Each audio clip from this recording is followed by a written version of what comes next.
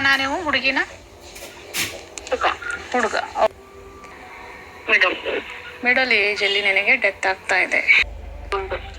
ಮನೆ ಮುಂದೆ ನಗ್ತಾ ಇದ್ದಾರೆ, ಹೊರಾಂಗಣದಲ್ಲಿ ನಿಂತ್ಕೊಂಡಿದ್ದಾರೆ, ನಗ್ತಾ ಇದ್ದಾರೆ. ಸರಿ, ಈಗ ವಿಶ್ವನಾಥ್ ಅವ್ರಿಗೆ ಕೇಳಿ, ಚೆನ್ನಾಗಿದೆಯಾ ಅಂತ ಕೇಳಿ.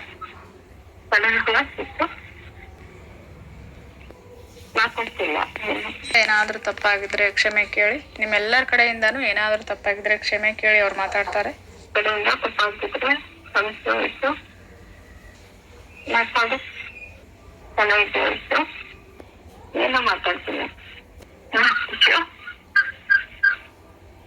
ಕನ್ವಿನ್ಸ್ ಮಾಡಿ ಬೇಡ್ಕೊಳ್ಳಿ, ಮಾತಾಡಪ್ಪ, ಏನಾಗಿದೆ, ಯಾಕೆ ಮಾತಾಡ್ತಾ ಇಲ್ಲ? ಏನ್ ಮಾಡ್ತಾ ಇದಾರೆ? ಅವ್ರನ್ನ ನಿಮ್ ಹತ್ರ ಕರೀರಿ. ಖುಷಿ ಅನಿಸ್ತಾ ಇದೆಯಾ ಅವ್ರನ್ನ ಅಪ್ಕೊಂಡು? ದುಃಖ ಆಗ್ತದೆ?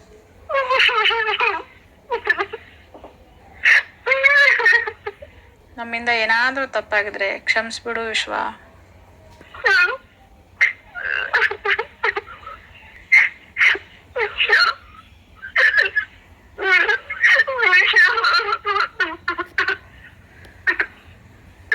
ಏನ್ ಮಾಡ್ತಾ ಇದಾರೆ ವಿಶ್ವ ಅವ್ರು? ಏನ್ ಮಾಡ್ತಾ ಇದಾರೆ?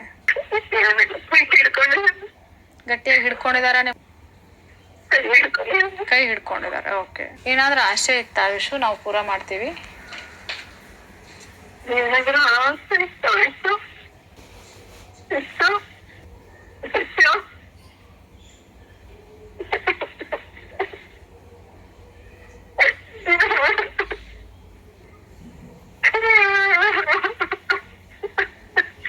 ಕೇಳಿ, ಅಪ್ಕೊಳ್ಳಿ ಅವ್ರನ್ನ. ನಿಮ್ಮ ತಮ್ಮನಿಗೆ ಹಣೆಗೆ ಮುತ್ತು ಕೊಡ್ಬೇಕಾ? ಕೊಡಿ. ನಿಮ್ ತಮ್ಮನ ವಿಶ್ವ ಅವರು ನಿಮ್ ತಮ್ಮನ ಬ್ರದರ?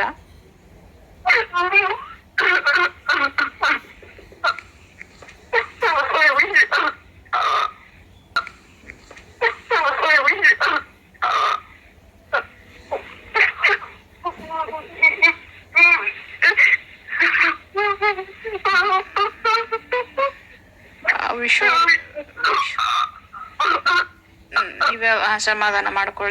ಸಮಾಧಾನ ಮಾಡ್ಕೊಳ್ಳಿ. ಮಾತಾಡಿ, ಅವ್ರ ಜೊತೆ ಮಾತಾಡಿ.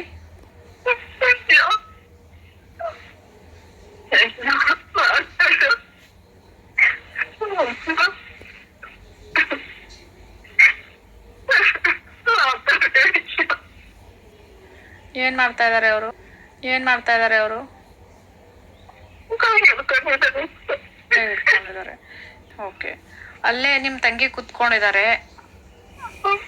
ಅವ್ರಿಗೇನಾದ್ರೂ ಹೇಳಕ್ ಇಷ್ಟಪಡ್ತಾರ? ಕೇಳಿ.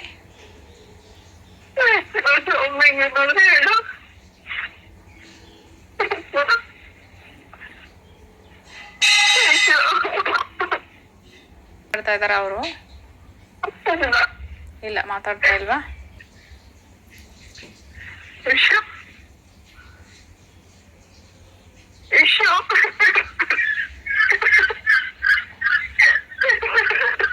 ಕೈಯಿಂದ ಕೇಳಿ, ಎಷ್ಟನೇ ಲೋಕದಲ್ಲಿದ್ದಾರೆ ಕೇಳಿ. ಮೇಲೆ ಎಷ್ಟನೇ ಲೋಕದಲ್ಲಿದೆಯಾ ವಿಶ್ವ ನೀನು?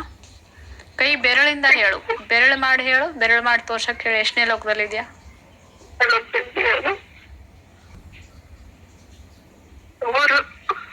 3ನೇ ಲೋಕದಲ್ಲಿದ್ದಾರ? ಓಕೆ. ಎಲ್ಲಾದ್ರೂ ಹುಟ್ಟು ಬಂದಿದಾರ? ಅಳ್ಬೇಡಿ, ಮಾತಾಡ್ತಾರೆ, ಅಳ್ಬೇಡಿ. ಹಾ ಸರಿ. ಇವಾಗ ಹುಟ್ಟು ಬಂದಿದ್ದಾರೆ ಅಂದ್ರೆ ಬಲಗೈ ಎತ್ತಕ್ ಹೇಳಿ. ಹುಟ್ಟು ಬಂದಿಲ್ಲ ಅಂದ್ರೆ ಎಡಗೈ. ಇಲ್ಲ ಅಂದ್ರೆ ಏನ್ ಎಡಗೈ ಎತ್ತಾ ಇದಾರ? ಓಕೆ. ಹುಟ್ಟು ಬಂದಿಲ್ಲ. ಯಾರ ಹೋಟೆಲ್ ಹುಟ್ಟು ಬರ್ತಾರೆ ಕೇಳಿ.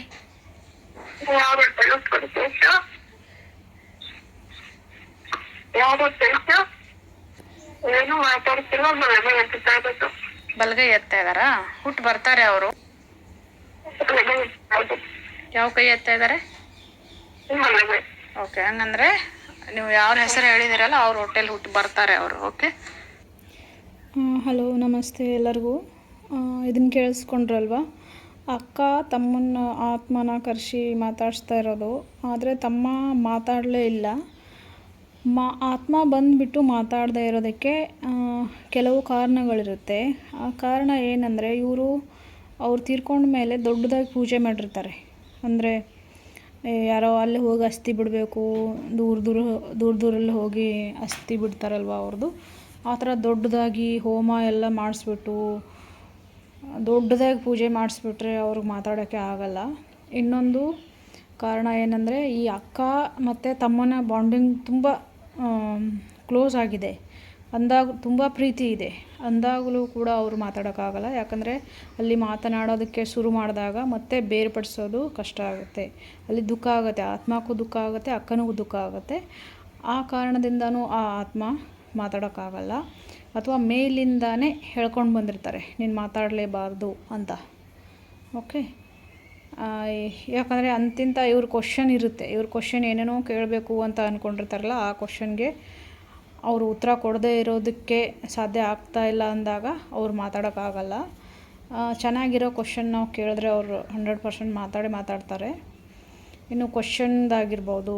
ಮತ್ತು ಇನ್ನೂ ಕೆಲವು ಕಾರಣಗಳಂದರೆ, ಯಾರಾದರೂ ಆ ಆತ್ಮನ ಕಟ್ಟಿ ಹಾಕಿದರೆ ಆವಾಗಲೂ ಕೂಡ ಆತ್ಮ ಬರುತ್ತೆ, ಮಾತಾಡೋಕ್ಕಾಗಲ್ಲ. ಆವಾಗಲೂ ನಾವೇನು ಮಾಡ್ತೀವಿ, ಅದರ ಕೈ ಸನ್ನೆಯಿಂದ, ಕಣ್ಣು ಸನ್ನೆ, ಕುತ್ತಿಗೆ ಸನ್ನೆಯಿಂದನೇ ನಾವು ಎಲ್ಲನೂ ತಿಳ್ಕೊತೀವಿ. ಬಟ್ ಬಾಯಿಯಿಂದ ಅದು ಬಿಟ್ಟು ಏನೂ ಹೇಳಲ್ಲ, ಬಾಯಿ ಬಿಟ್ಟು ಏನೂ ಹೇಳಲ್ಲ. ಕೈ ಸನ್ನೆ ಮಾಡಿ ಯಾವ ಲೋಕ ಅಂದಾಗ 3 ಬೆರಳು ತೋರಿಸುತ್ತೆ, ಅಥವಾ ಅದು ಎಷ್ಟನೇ ಲೋಕದಲ್ಲಿರುತ್ತೆ ಅಷ್ಟು ಬೆರಳು ತೋರಿಸುತ್ತೆ. ಯಾರು ಹೋಟೆಲ್ ಹುಟ್ಟು ಬರ್ತೀಯ, ಬಲಗೈ ಎತ್ತು, ಬರಲ್ಲ ಅಂದರೆ ಎಡಗೈ ಎತ್ತು. ಈ ಥರ ನಾವು ಕೈ ಸನ್ನೆ, ಕಣ್ಣು ಸನ್ನೆಯಲ್ಲಿ, ಕುತ್ತಿಗೆ ಸನ್ನೆಯಲ್ಲಿ ಮಾಡಿಬಿಟ್ಟು ಒಂದು ಕೆಲವು ಆನ್ಸರ್ನ ತಗೋತೀವಿ ಆ ಸೋಲಿಂದ. ಬಟ್ ಮಾತಾಡೋಕ್ಕೆ ಆಗ್ತಾ ಇಲ್ಲ ಅಂದಾಗ ಕಾರಣಗಳು ಇಷ್ಟಿರುತ್ತೆ. ಓಕೆ, ಇನ್ನು ಒಂದು ತಾಯಿ ಮಗ ಬಾವಿಗೆ ಬಿದ್ದು ತೀರ್ಕೊಂಡಿರೋದು, ಇವಾಗ ನೆಕ್ಸ್ಟ್ ಹಾಕ್ತೀನಿ ಆ ವಿಡಿಯೋನ. ಆ ಮಗ ಫಸ್ಟ್ ಸೆಷನ್ ಕೊಟ್ಟಾಗ ಮಾತಾಡಲಿಲ್ಲ, ಸೆಕೆಂಡ್ ಸೆಷನ್ ಕೊಟ್ಟಾಗಲೂ ಮಾತಾಡಲಿಲ್ಲ. ಇವಾಗ ನೋಡಿ, ಬೇರೆ ಅದೇ ಮನೆ, ಇವಾಗ ಅಕ್ಕ ಮಾತಾಡ್ತಾರಲ್ವ, ಆ ತಮ್ಮ ಮಾತಾಡಲಿಲ್ಲ. ನಾವೇನು ಮಾಡ್ತೀವಿ, ಮಾತಾಡದೇ ಇದ್ದಾಗ ಬೇರೆಯವ್ರ ಮೇಲೆ ಮತ್ತೆ ಸೆಷನ್ ಕೊಡ್ತೀವಿ. ಅವ್ರ ಮೇಲೆ ಬಂದು ಮಾತಾಡಿದ್ರೆ ಒಳ್ಳೆಯದು. ಹೌದು, ಪ್ರೀತಿ ಇತ್ತು ಅಕ್ಕನ ಜೊತೆ, ಅದಕ್ಕೆ ಮಾತಾಡೋಕ್ಕಾಗಿಲ್ಲ ಆ ಸೋಲ್ಗೆ ಅಂತ ಅನ್ಕೋತೀವಿ. ಬಟ್ ಬೇರೆಯವ್ರ ಮೇಲೇನೂ ಸೆಷನ್ ಕೊಟ್ಟಾಗಲೂ ಕೂಡ ಅವ್ರು ಮಾತಾಡದೇ ಇದ್ದಾಗ ಮತ್ತೆ ಇನ್ನೊಬ್ಬರ ಮೇಲೆ ಕೊಟ್ಟು ನೋಡ್ತೀವಿ. ಅವ್ರ ಮನೆ ಮೆಂಬರ್ನ ಚೇಂಜ್ ಮಾಡಿ ಅಲ್ಲಿ ಬಂದು ಮಾತಾಡ್ಬೋದು. ಈ 3 ಟೈಮ್ ನಾವು ಕೊಟ್ಟು ನೋಡಿದಾಗಲೂ ಕೂಡ ಅವ್ರು ಬಂದು ಮಾತಾಡದೇ ಇದ್ದಾಗ ಕಾರಣಗಳು, ಈ ಥರ ಕಾರಣಗಳಿರುತ್ತೆ.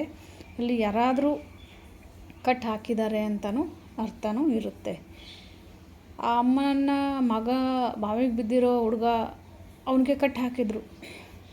ಆ ಆತ್ಮನ ನಾವು ಆ ಬಂಧನದಿಂದ ಬಿಡುಗಡೆ ಮಾಡೋಕ್ಕೆ ಒಂದು 2 ಮಂತ್ ಆಗುತ್ತೆ. 2 ಮಂತ್ ಆದಮೇಲೆ ನಾವು ಮತ್ತೆ ಅವರಿಗೆ ಮಾತಾಡೋಕ್ಕೆ ಹೇಳ್ತೀವಿ. ಆ ಮನೆಯವರಿಗೆ ಒಂದು ಪ್ರಾರ್ಥನೆ ಕೊಡ್ತೀವಿ, ದಿನಾಲೂ ಆ ಪ್ರಾರ್ಥನೆ ಮಾಡಬೇಕು. ಆಮೇಲೆ ನಾವು ಕೂಡ ಇಲ್ಲಿ ಒಗ್ಗಟ್ಟಾಗಿ ಒಂದು ಪೂಜೆ ಮಾಡ್ತೀವಿ. ಪೂಜೆ ಥರ ಅಂದರೆ ಪೂಜೆ ದೊಡ್ಡದಾಗಿ ಪೂಜೆ ಮಾಡ್ತಾರಲ್ಲ, ಆ ಥರ ಪೂಜೆ ಮಾಡಲ್ಲ ನಾವು. ಬಟ್ ಅದನ್ನು ರಿಲೀಸ್ ಮಾಡಿಸ್ತೀವಿ, ಆ ಆತ್ಮನ ಬಿಡುಗಡೆ ಮಾಡ್ತೀವಿ. ಅದು ಮಾತಾಡಬೇಕು. ನೆಕ್ಸ್ಟ್ ನಾವು ಕರೆದಾಗ ಬಂದು ಅದ್ರ ಉತ್ತರಗಳನ್ನ ಹೇಳಬೇಕು. ಆ ಥರ ನಾವು ಆತ್ಮನ ರಿಲೀಸ್ ಮಾಡ್ತೀವಿ. ಯಾರಾದರೂ ಕಟ್ ಹಾಕಿದ್ದಾರೆ ಅಂದಾಗ ರಿಲೀಸ್ ಮಾಡಬೇಕಾಗುತ್ತೆ. ಮನೆಯವರು ಕೂಡ ಪ್ರಾರ್ಥನೆ ದಿನಾಲೂ ಹೇಳಿದಾಗ ಒಂದು 2 ಮಂತ್ ಆಗುತ್ತೆ. 2 ಮಂತ್ ಆದಮೇಲೆ ಆ ಅಮ್ಮನ ಜೊತೆನೇ ಮಾತಾಡ್ತು ಆ ಹುಡುಗ, ಬಾವಿಗೆ ಬಿದ್ದಿರೋ ಹುಡುಗ ಅಮ್ಮನ ಜೊತೆನೇ ಎಷ್ಟು ನೀಟಾಗಿ ಒಂದು 40 ನಿಮಿಷದವರೆಗೂ ಮಾತಾಡ್ತು. ಅದು ಏನೇನಾಯಿತು, ಬಾವಿಗೆ ಹೆಂಗೆ ಬಿದ್ದ, ಏನು ಕಾರಣ, ಎಲ್ಲ ಅವನು ಶೇರ್ ಮಾಡ್ಕೊತು ಆ ಆತ್ಮ. ಆ ಥರ ಇರುತ್ತೆ ಆತ್ಮಗಳು ಇರೋದಕ್ಕೆ ಕಾರಣಗಳು ಹಲವಾರು ಇರುತ್ತೆ. ಇನ್ನು ವಯಸ್ಸಿದ್ದು ತೀರೋಗ್ಬಿಟ್ರೆ ಆಗ ಜನ ಹೆದರ್ಕೊಂಡ್ಬಿಟ್ಟು ಮನೆಗೆಲ್ಲ ಏನೇನೋ ಪ್ರೊಟೆಕ್ಷನ್ ಮಾಡ್ಕೊಳ್ಳೋದು, ಅವನಿಗೆ ದೊಡ್ಡದು ಪೂಜೆ ಮಾಡಿಸೋದು, ಈ ಥರ ಎಲ್ಲ ಮಾಡಿಬಿಡ್ತಾರೆ. ಆಗ ಮತ್ತೆ ಕಷ್ಟ ಆಗುತ್ತೆ. ಅದು ನಿಮ್ಮ ಮನೆಯ ಒಂದು ಸೋಲ್. ಓಕೆ, ಅದು ಶರೀರ ಬಿಟ್ಟ ತಕ್ಷಣ ಅದು ಭಯಂಕರ ಆಗಲ್ಲ. ಓಕೆ, ನಿಮಗೆ ಪ್ರೊಟೆಕ್ಷನ್ನೇ ಮಾಡುತ್ತೆ ಹೊರತಾಗಿ ನಿಮಗೆ ಕೆಟ್ಟದ್ದು ಮಾಡಲ್ಲ. ಅದಕ್ಕೆ ನೀವು ದೊಡ್ಡದಾಗಿ ಪೂಜೆ ಮಾಡೋದಾಗಲಿ, ನಿಮ್ಮ ಮನೆ ಪ್ರೊಟೆಕ್ಷನ್ ಹಾಕ್ಕೊಳ್ಳೋದಾಗಲಿ, ಈ ಥರ ಏನೂ ಮಾಡಬಾರ್ದು. ಈ ಥರ ಮಾಡಿದಾಗ ಅದಕ್ಕೆ ವಾಪಸ್ ನಿಮ್ಮ ಜೊತೆ ಕಾಂಟ್ಯಾಕ್ಟ್ ಆಗೋದಕ್ಕೆ ಆಗಲ್ಲ. ಅದರ ಮೆಸೇಜ್, ಅದರ ಏನೇ ಕಮ್ಯುನಿಕೇಷನ್ ಮಾಡೋಕ್ಕೆ ಆಗಲ್ಲ ಅದು ನಿಮ್ಮ ಜೊತೆ. ಅಲ್ಲೇ ಏನಾಗುತ್ತೆ, ದೂರ ಆಗಿಬಿಡುತ್ತೆ. ಆ ಆತ್ಮ ನಿಮ್ಮಿಂದ ತುಂಬ ದೂರ ಆಗಿಬಿಡುತ್ತೆ. ಓಕೆ, ಗೊತ್ತಾಯ್ತಲ್ವ? ಮಾತನಾಡೋದು ಇರೋದಕ್ಕೆ ಕಾರಣಗಳು. ಸರಿ, ಆ ಶಿವನ ಆಶೀರ್ವಾದ ನಿಮ್ಮೆಲ್ಲರ ಮೇಲಿರಲಿ. ನಿಮ್ಮೆಲ್ಲರ ದುಃಖವನ್ನು ದೂರ ಮಾಡಿಕೊಳ್ಳೋ ಶಕ್ತಿ ಕೊಡಲಿ ಅಂತ ಪರಮೇಶ್ವರನ ಹತ್ರ ಪ್ರಾರ್ಥನೆ ಮಾಡ್ಕೊತೀನಿ. ನಮಸ್ಕಾರ ಫ್ರೆಂಡ್ಸ್, ಥ್ಯಾಂಕ್ ಯು.